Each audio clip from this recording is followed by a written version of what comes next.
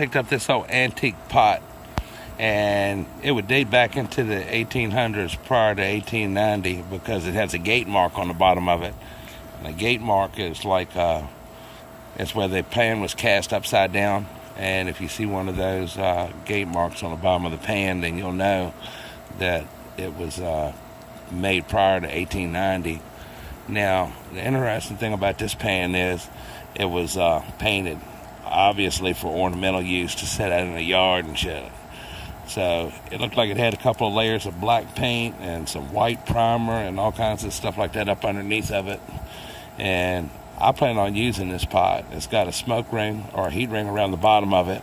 I don't see a number or anything stamped on it. It wouldn't have it, but the reasoning for that heat ring was in the old wood-burning stoves, they would pull that plate out of the middle of the hole where the wood was burning, and the heat ring would sit down inside of the hole, and they would cook with that. So in order to get the paint off of the pan, what I've done is I've taken some charcoals and put inside of the pan, and I'm baking this paint off this pan in an old grill that I don't use just because I don't want to start a fire out in the yard or anything like that. So what I did was I take this pan and I put it in a cast iron pan now, and to strip the paint off of it, I take it, put it inside the grill I built. I took and split up some cedar, and you don't want to use treated wood or anything with paint or anything like that. Just use some plain old straight up wood. That's what I did. And I made a little pile of wood in the bottom. I sprayed some charcoal starter on it, and then I put it inside. I put some charcoals inside. I put some starter fluid in that, and I let it sit for like 15 minutes, and then I lit the fire inside the grill and set the pan on top of that, and then I let the charcoals on the inside of it and lit that, and then I put some more wood around the pan.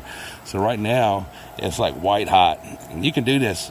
It don't have to be in a grill. It can be in a barn fire, in coals, anything, just to bake that paint off. You know, sometimes people take these old pans and they'll paint them and stuff and sit them outside, put a plant in them, or sit them on a fireplace or something for decoration. It might be rusty when they get them, or who knows.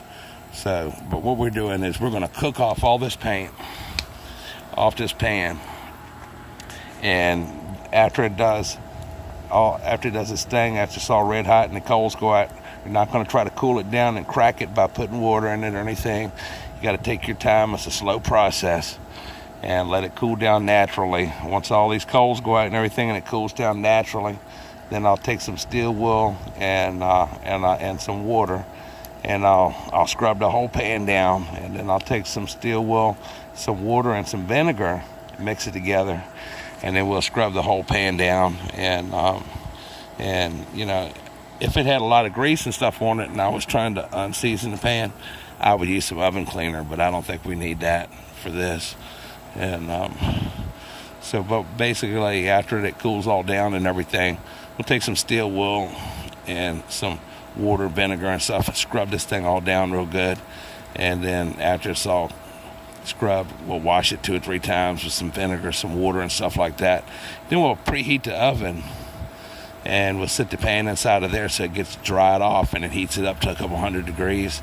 And then we'll rub either some Crisco or some flax oil on the pan while it's still warm, and put it in for like 15 or 20 minutes, and we'll do that 3 or 4 times. And then on the last step, we'll rub it down another time, and we'll leave it in there for about 3 or 4 hours, let it season really well, and that'll make a nice hard coating on it. Now, I've heard that flax oil has a higher smoking temperature, somewhere around 400, 450 degrees.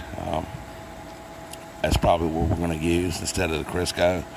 And you don't want to just put the oil on the pan and let it pool and drip off and stuff like that and put it in the oven. You should put the oil on the pan, and then you take a paper towel and then you dry it off. You pat it off and then put it in and season it. You want to do it like 3 times at like 200 or 300 degrees, 200 and some degrees, and then put it in there again.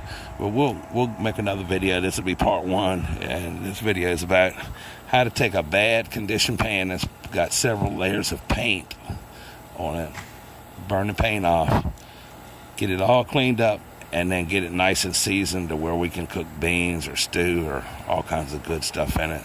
And this is an old pan, probably around 1850s, 1870s Civil War era time. And one thing that you could do to really mess the pan up is to be impatient and try to cool it down by putting water in it or whatnot. You just want to let it sit in there and cook. That way it doesn't warp or nothing. So, stay tuned for part 2 and subscribe to our channel for more informative videos and to be able to watch the second video on how this actually comes out. Have a good day.